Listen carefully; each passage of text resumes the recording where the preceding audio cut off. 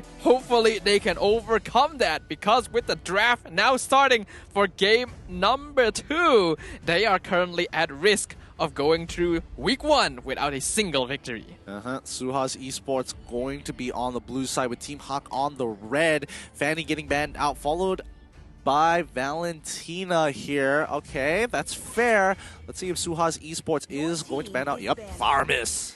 Fair miss, understandable, get rid of that. So far their bans are looking to be pretty similar to the previous game. Obviously now that teamhaq are on the red side, they're going to give a lot of respect over to the Valentina since they no longer have the priority pick. Yeah, exactly. But that does beg the question, what else do they find priority, right? I'm expecting 1-1 to get banned out by teamhaq specifically, but they ban out Natalia, and then the next one should be 1-1. I'm fairly confident about that. SUHAZ Esports, however, what else needs to be banned out here? Is it worth... They probably want to pick up the Julian for themselves since they're going to be on blue side. Do they want to ban things like the Akai? Do they want to ban Ling or Beatrix? I think there is an argument for Beatrix. I don't think Ling deserves a ban. Oh, well, I get... Okay, I suppose. But Gary's hero pool pockets are pretty deep here. I wouldn't be surprised if he decides to go for, like, arguably Lancelot, Hayabusa, any type of assassin-style junglers. But teamhaq, on the other hand, are they going to ban out the Wanwan, or are they going to follow their previous ban in game number 1, which is the Akai? There we go. Wanwan, ban it out. Slap it. Come on. Come on. One more. Your moments, you're millimeters away. Okay, guess not. I think it has to be the 1-1. You can't afford to give this away. People have been able to make miracles happen with this hero. That crossbow of Tang in the late game is simply too strong, and if they don't ban it out, well, that is really risky. Yeah, I guess they're just taking the time to discuss their further bans while they still have that bit of extra time. They ban out the Wanwan finally. First pick underway, starting off with SUHAZ Esports. Let's see what they go for here. Julian would be the obvious pick here, because even though they ended up losing in the previous game, it's still really, really strong. But it does look like there's going to be a heavier priority towards Tamus, which means that Julian should fall into the hands of teamhaq. Okay. Let's see if teamhaq is actually going to pick it up. I would like to see Gary play Julian. I'd be very curious to see. I think it's more likely Julian, though. He has played a lot of Julian. Yeah, I mean, that's fine. I mean, that's fair, but I would definitely I would definitely prefer if Gary played it, right? Go back to the Nana once again, one more time. Show us another Nana and a Julian here. But I think this should be Julian and Beatrix for teamhaq. It just seems like a very obvious first 2 picks, considering you don't usually get these 2 true like that, and yep, that is going to be the case. Yep, again, great calls on the predictions for this particular draft. I really was hoping for Julian Nana, though. I'm not gonna lie. SUHAZ Esports now will get their hands of Akai. Now, I'm surprised that Akai actually made it through this far. I was expecting teamhaq, because they banned it out in the first game itself. Why not pick it up for themselves? But I guess, you know, they don't want to be boring. They decide to go for the Eve on top of it all. I can see them hovering the Nana right there. They want to go for it again. Do it! And it would be quite easy to set up the stun on the Eve with the Melina Blitz, except it is a little bit slower than certain other mages. We wonder if that's what they will go with. Otherwise, picking up the Cho for Min right now is not a bad choice. Personally, I think if teamhaq wants to just counter the drafts right now, they can just get the Diggy, right? Because again, real world manipulation. They've got yeah, there we go. Diggy, boom, easy. Nice. 2 heroes dealt with. Kai can't do much with it. Can't look for those engages, and the real world manipulation you can play around if you don't have the Diggy ult. So we move into the second phase, right? Starting things off, teamhaq is going to look over at SUHAZ Esports. They still don't have a gold laner as well as EXP and a support. I mean, they could flex the Akai, but the odds of that doesn't seem... Wait. Cool. Good. Just typing. Taking the full advantage. Just asking Moonton for some diamonds on stage. Why not? Straight up, no shame. They're like, by the way, I don't know how they just seem to know. Do they just keep typing it in hopes that they see it? Or does the camera, when the camera turns on them, do they just have a sixth sense for it? I think it is a little bit obvious when you have a guy holding a massive camera standing right behind you, you know? Like, you know how some people have a sixth sense, like thinking, someone's staring at me right now. I think it makes it a lot easier when you have a massive camera over your shoulder. But you don't know if it's on you on the live. For all we know, it could just be like the wide shot for all we know. But hey, let's come back into the draft. Brody is going to be the first ban in the second phase coming in from Team HAQ. Definitely understandable here. SUHAZ Esports. They still have 10 more seconds, and the discussions are taking a while to decide on what the ban is going to be. But Benedetta is going to be the follow-up ban. All right. Huh. I'm wondering whether or not SUHAZ Esports will want to ban out the Paquito here, because that is a hero Gary is very effective with. Right now, I'm contemplating two heroes for Gary. Paquito or Hellcurt. Ooh. Ooh. Both are pretty decent. I would agree with you. I would agree with the Hellcurt. Paquito, I guess unless we see what SUHAZ Esports is opting to go for in the gold lane, I would imagine Paquito will come out if something like Irithel, for an example, is showing up, or arguably even Claude as well. But Moba and Koopa is going to get banned out for the side of Team HAQ. Definitely understandable. They don't want the oppressive marksmen against Beatrix. Yeah, makes a lot of sense. They want to make sure that Panda has the most comfortable lane he can get. And like we mentioned in the previous game, Popo and Koopa is basically the only marksman that has a favorable lineup against the Beatrix. But right now, it looks like the final ban from SUHAZ is going to be that Balmond as well. Also a hero that Gary is known for playing in the jungle. Now the big question is, Gary's hero first or Lola's hero first? I think they're going to go with Lola's hero first, because they can technically flex the Julian around and wait for SUHAZ Esports to complete their comp before going for that final pick. What would be a good matchup against the Tamas here? I mean, there's not a lot of good matchups, but there's a lot of ways to kind of just stall the matchup, right? Now that they've shown Thamus, they can easily go for Esmeralda if they really wanted to. They could technically show a Cho if they wanted to too. How about Yuzong? Like Yuzong? Yeah. Actually, Yuzong would be pretty okay here, eh? Yep, that would be pretty decent as well. 4 seconds until they make a choice here. What's it going to be from the side of Team HAQ? They have to lock it in. Your team is picking. Paquito, okay. Oh, they're flexing the Paquito here. Okay, I think I'm fine with that. Yeah, it's something that either Lola or Gary can play, so they're keeping things more suspicious for SUHAZ, and it actually doesn't necessarily eliminate the possibility of Julian jungle too. Oh, well, I'm hoping for Julian jungle coming in from Gary. I'm very excited to see. After how Raisin decided to play his Julian jungle, it's still pretty effective, especially when you build in full damage. Oh, you really feel that punch. Yep, now with the final 2 picks for SUHAZ, we still don't know for sure where this Akai is going to go. It can be either roam or jungle, so these final 2 picks are going to tell us exactly what we need to know. What they do need is more consistent late game DPS right now, so it does look like they're going to go with the Claude for that, but right now, with 3 picks and a 0% win rate, Hero's not looking all too good. Hopefully Raph will be the answer they need to secure that early game. Is Raph gonna be enough? I don't know. SUHAZ Esports, I guess they're really banking on this big wombo combo. Let's not forget that Masha is still on the table. They could have gone for a Masha here for the side of SUHAZ instead of the Raph and kind of just let Claude, you know, kind of hold on to his own, but and then maybe play Masha as the support. But I guess, you know, SUHAZ have dedicated Masha for only the EXP and not going into the support position. Team HAQ, on the other hand, they're going to be locking in their final hero. There we go. Cho gets locked in. Is this going to be an EXP lane Cho then?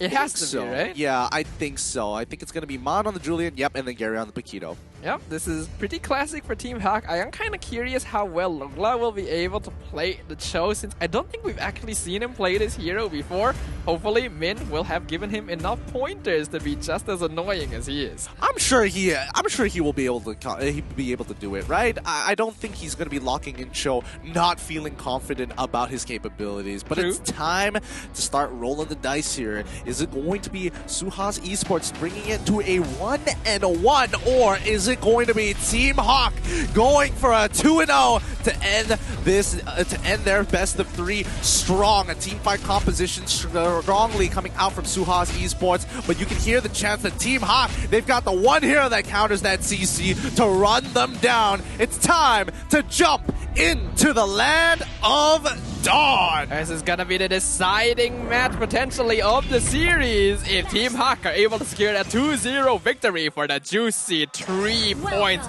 to raise their standings even further. If we look overall at their team lineups, Team SUHAZ Esports will have a very strong team fight composition, as you mentioned earlier, whereas Team HAQ will be focusing more on a skirmish style of gameplay, with Cho, Paquito, and Julian all having pretty good mobility and one-shot potential. But if you notice, Min, he's already going to be babysitting up towards that top side. Lola is going to be hovering mid. He's taking way too much damage. He's taking way too much damage, and he can't afford to recall because he won't hit his level 2. Smoke has done a good job at harassing him with the help of Oxygen. They're going to go up for... Do they steal that? Oh. I'm not sure. They might have, actually. I'm not certain. They did. I think they did. Raisin is already at... Yeah, Raisin is already at level 3 and Gary is a level down. So that is a little unfortunate. Yeah, that's kind of rough. I do notice as well that Team HAQ kind of did a bit of a lane swap here. Man is playing in the EXP lane, and Lola is mid lane as the Cho, so he's going to be focusing more on roaming around to assist the rest of his team instead of really just honing in on one lane. I'm surprised though. I would have expected, Julian to be totally fine here in the mid lane, but I guess they don't want him to get harassed. I don't think Cho into the Thamas is a terrible matchup by any means. Yeah, I agree as well. I feel like they could have kept the usual Cho, EXP, and Julian mid, but I suppose they want Man to hit his level 4 earlier, and Julian would be a better matchup into the Thamus, but not by very much. Yeah, I mean, City Norsana, I guess he knows the matchup well enough to be like, as long as I don't take a terrible trade, it won't be the end of the world. Turtle gonna get started by the side of SUHAZ Esports as Abumon and Smoke holding up to the top side. Gary actually going for the initial dive here. Turtle is already down, but Abumon, he is so stuck, and Smoke can't do anything. Even with the holy healing, it ain't enough. Gary should be the next to fall, but Smoke takes the kill instead of Oxygen. That's a little sad, but hey, what happens, happens. And a little bit unfortunate. I see what Team HAQ were going for there. You could see that they just decided not to contest the turtle at all because they don't have priority on the bottom lane. Instead, trying to go for a gank up top side. And while they were able to pick off the Claude, unfortunately, Gary's cooldowns were not quite short enough. You could see that he walked back towards Oxygen at that last moment. I think he was waiting for a heavy left punch to come back up so that he could get that shield. Unlucky, not quite enough. Yep.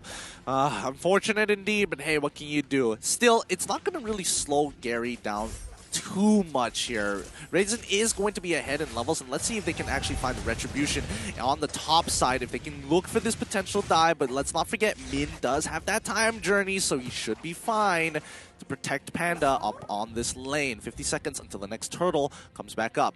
Oh, Lola's in a bit of danger here. They want to set up on the Cho, but Jikundo makes sure that the heavy spin can't come out, and Man will be joining him here in mid lane. But this is a 2v4 situation. I don't think they're going to be able to get a kill. No, they're probably not going to get a kill here, but Panda is starting to get a little greedy. Min, however, informs him about Smoke's presence and potentially Oxygen's as well, as mid lane is a little too clear, and Lola has been tailing them this whole time. Man has to get on out of there. He's dealing some decent damage to City Norsana, but they find the kick onto Oxygen, catches Oxygen on the rotation, and now Panda successfully continuing to siege down on that top tier 1. That was just beautifully done. SUHAZ Esports has been doing such a good job of responding to Team HAQ's rotations the entire time, but the moment they let their guard down for just one 1 minute. They catch out the mid laner, and that'll allow them to gain control over the turtle pit. Panda even clearing up the entire top tower before the gold shield even disappears. Here we go. Raisin trying to go with the heavy blows, trying to make sure that Gary isn't able to get into the middle of the fight, but unfortunately, that leaves Lola isolated for the rest of the SUHAZ. Think about Situn Osana almost going down, but Mon could not finish him off. That's unfortunate for Team HAQ, but SUHAZ Esports gets a nice engage there. Mon now still trying to chase the Tamas. Might be putting himself out of position here. No mana, no cooldowns. But the same can be said for SUHAZ, so he is able to walk away. Alright, now that they get to walk away, Mon is going to go for the full reset here. And that does mean that Lola can actually rotate back down and actually hover across that wave. With the help of Beatrix, they need to make sure that they don't lose or trade a tower back into the hands of SUHAZ Esports. You can see from the items so far that most of the cores have already completed their first item. With the richest player on the map right now gonna be Panda after clearing up the entire gold shield, already finishing a BOD at this stage of the game. They're going to continue on their siege. Bottom side looks like it's threatened, but Abumon, he's scared to walk up here. He doesn't want to get caught, and he's not entirely sure where they are. But now he's got the information where everybody is. 2 mid, 1 on top. That means it's going to be Diggy hovering around. But Julian, he's stalking. He's stalking on the bottom side of the jungle. Vinsmoke might be in some trouble, even using Holy Baptism as well to ensure that he doesn't get caught by Lola. And they press the advantage even more. Yeah, but look at bottom side. Panda's getting so much money from towers, and that's forcing SUHAZ to come down to the bottom lane to respawn. Oh! Panda, he's flickering forward. He misses out thanks to the battle mirror image. And here comes Ryzen, Min, and Panda in a lot of danger. But Time Journey keeps him alive. Panda gets the kill! Oh, double going over to Panda before he's finally shut down. Gary, he finds Oxygen, dropping him real low. But he will be able to finish it off with that final jab and survives the tower as well. Another tower should be falling to Team HAQ. Oh my god, what a decision being made by Panda, turning that situation around, turning his death into just an acceleration of wealth. Oh man. Time Journey gets popped, he turns around, sees Abumon greeting out, takes him out, and kills Vinsmoke just before he dies. That's just not ideal for SUHAZ Esports, and even I can't believe that just happened. They're now on top of the turtle. They find out Mon. He has to use the enhanced sword to get away. Lola will be there to save him as Ryzen, with a heavy spin, secures the turtle, going over to Abumon. But the 1K network release still for Team HAQ, and Vinsmoke disappears. Oh! Lola, oh, that's unfortunate. That's not the direction he was looking for. Gary fighting off more than he can chew here. Gets picked off Min as well as Mon. Gonna be able to finally take out Oxygen, but that puts him out of position. Already 4 kills, 4-2 in favor of SUHAZ. Oh, they wanted to press the advantage there, but I think Lola may have baited them into a really bad position to fight because Abumon was in place and he had the battle mirror image ready to go to pop the blazing duet. Panda's got a lot of good damage here, and now he's going to try his best to clear up this lane. Oh, Time Journey took a while to actually connect onto Abumon, but totally fine at the end of the day. SUHAZ still slightly ahead despite all that has happened this game. SUHAZ needs to catch out Panda, otherwise the fight is not really considered won at this point. This Beatrix is the biggest issue for the blue side of the map right now, and they need to make sure that Panda cannot continue scaling up if they want to secure victory. But Team HAQ, they're not going to give that away very easily. No, not at all. Situn Osana trying to defend this mid-tier 1, and Mon just really baiting out as much attention to himself. Again, another tier 2 has been traded for a tier 1, and they might lose another tier 2 here. It doesn't look like they have any, Team HAQ has any control over the bottom side of the map as Abumon getting free hits on this tier 2.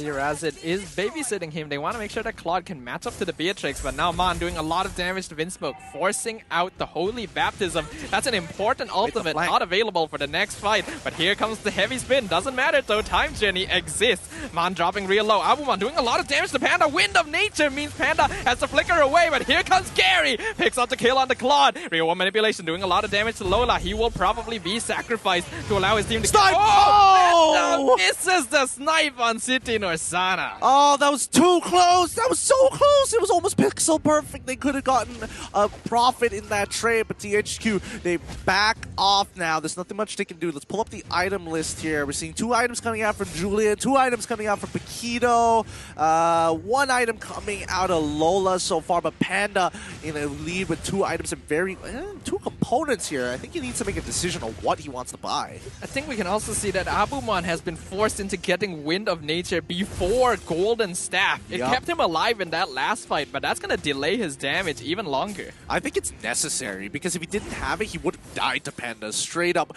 with the amount of damage that Nibiru was about to come up with, on top of the fact that he had Wesker. So I'd rather not risk it. If I was in Abumon's position, I'd definitely build it too. Man going to be able to escape. Honestly, I like the way that he's playing this Julian. I think Man has used more enhanced swords just in this one game than I have seen throughout my entire career casting MLBB. But here we go. Raisin, he's going to go with the body slam. Lola gets the third hit. G couldn't know, but that's going to pop. They do get the time journey off just in time. That's 2 ults. They can look for the re-engagement here. Are they going to actually take the opportunity to do so? Because Lord is up, and, you know, Gary is on top side clearing up that wave in that 1v1 against the Thamos. SUHAZ is trying to press the advantage here, but they're going to be losing Thamos soon. They find the shutdown on a Kai. Some real world manipulation, looking for kills. Finn Smoke lives, but they take out Mon Gary finally here after finishing Siti Norsana. Gary chasing them down. Lola so very... Oh, Lola, don't die to Lord. Don't die to Lord. Holy healing doesn't connect just yet. Oxygen can't find the angle, and THQ, they back off. That was honestly a really good decision from SUHAZ Esports though, all things considered.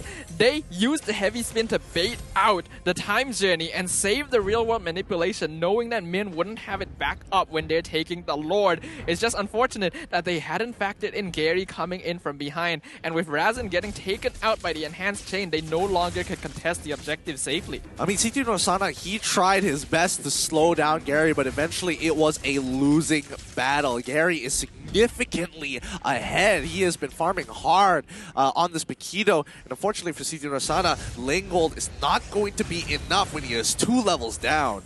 What he does have an advantage though is the fact that as a Tamas, he will be able to push lanes and match up to Gary despite not having nearly as much farm, which means that he can constantly apply pressure, allowing the team to make sure that they don't lose out too much in lane pushing.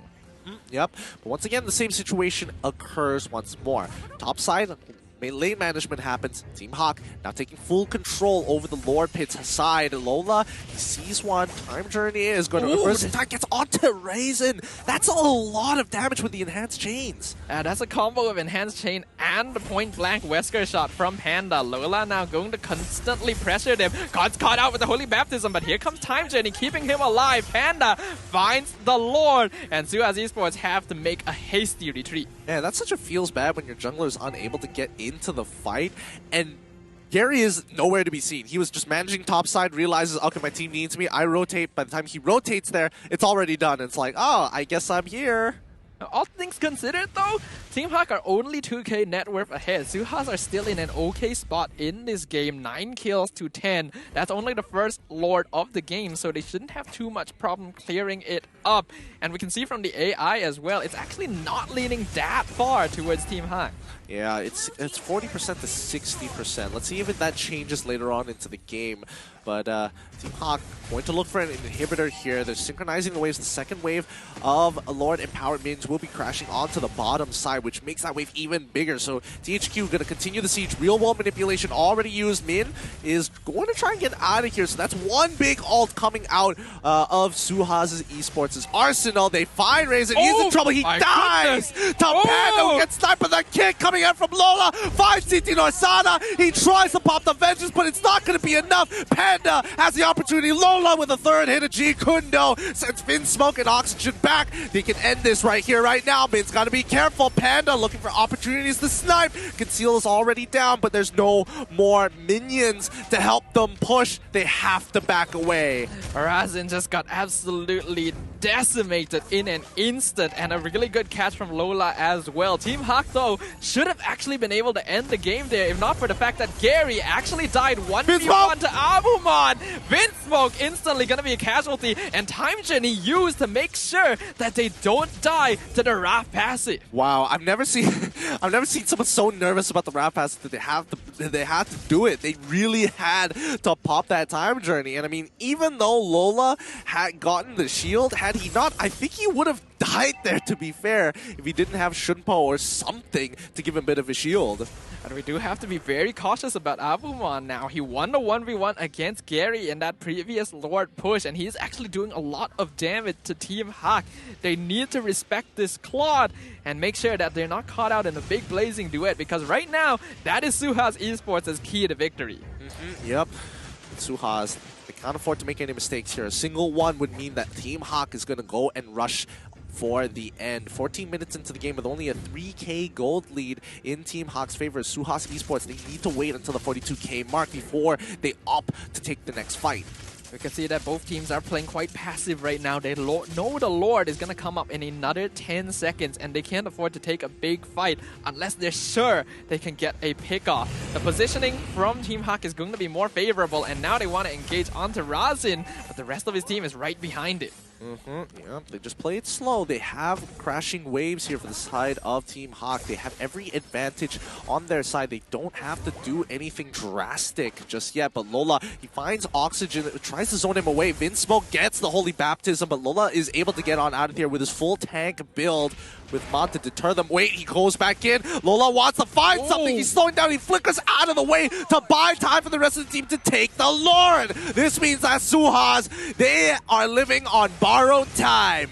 That was just a job well done by Lola there. Even ready to sacrifice his life to be able to ensure that the Lord goes to his team. Not even necessary. Not to mention bringing down Razin to really low HP by himself. This is now going to be a Lord pushing straight in. The base of SUHAZ Esports is completely empty. A final 5v5 to determine their fate in this series. Here comes the Luminous Lord is on its way. This is SUHAZ Esports' last chance. They cannot afford with the Lord Empowered minions coming through. They find the initial knockup, but Sita Rosana absorbs the damage. Real world manipulation keeps them zoned out, but Team HAQ still have Lord Empowered minions on the top side to crash in. The reset coming in from Raisin. They're looking for it. Lola, he finds one, but not enough. Not the right target. Time Journey is already popped. They get the kick onto Raisin, but he manages to get on out. Mon misses his sickle, and now Lola is left to his own. Blazing Duet finds Min, and they manage the defense. Team HAQ is forced to back away. A beautiful defense by SUHAZ Esports, perfectly positioning themselves to make sure that they're not going to get caught out by the skirmishers on the side of Team HAQ. And with Min down for the next 25 seconds, this could be a good time for them to make an attempt, if not for the fact that the Diggy is just here providing information to his team. Yep, solid information as well. Min may be dead, but oh wait, the chains come out. Real world manipulation doing some damage, but Lola cancels it straight away. Mid-tier 1 should fall, but they sacrifice Mon in the process. They can't do much about that, and Panda, unfortunately, cannot afford to walk into that artillery fire. It was a good plan by Team HAQ. They wanted to combo the enhanced chain with Nibiru's passion, but ended up getting knocked up by the Akai there, resulting in Mon getting sacrificed there. At least he bought some time with a turn to Trunkian, but again, they are one man down. Gary is back, but they need every hand on deck to go for this 5v5. Yep, this is a very close game, and the gold lead doesn't even matter now. Both sides in full builds, and Oxygen absolutely deadly when he drops that real world manipulation. So now Team HAQ has to change their priorities. They have to make sure they cancel this real world manipulation. They cannot afford to just sit in it with the time journey, because they will lose a lot of their health. Oh, this is risky. Again, this is just like game number 1. How is it so tense every single time? Gary, though, oh, no! He's in danger! Blazing Duet, that's a lot of damage. 1v3. Wait, they're going for the Winner end. Trunkian. Well, keep him alive for now, but it's not going to be enough. The rest of Team HAQ now want to push up. They know that the rest of SUHAZ are not around. Nice kick onto Oxygen. They pick up Raisin. Panda flickers forward. Oh! They pick him up, but here comes Abumon and Siti Rosana. No Blazing Duet, so they will be able to pick off the immortality on Lola, but they get the snipe onto the Tamas. Mon now jumping in. They're looking for Vinsmoke, but it's not quite enough. 4v3. Team HAQ, they want to push this. Enhanced chain doesn't find a target. Panda forced to use the Wind of Nature. They get Abumon. He's still alive. They find him. Shut down on the Claude. They find Windsmoke, but they will lose Mon. And Oxygen is able to pick off one more on the Lola. Immortality gone. He's gotta take it. Take Panda the fight. has to go for the fight. side, but he gets picked up. He still has immortality though, so he is actually fine. That's a wipeout for teamhaq. The crystal is exposed. A beautiful defense, but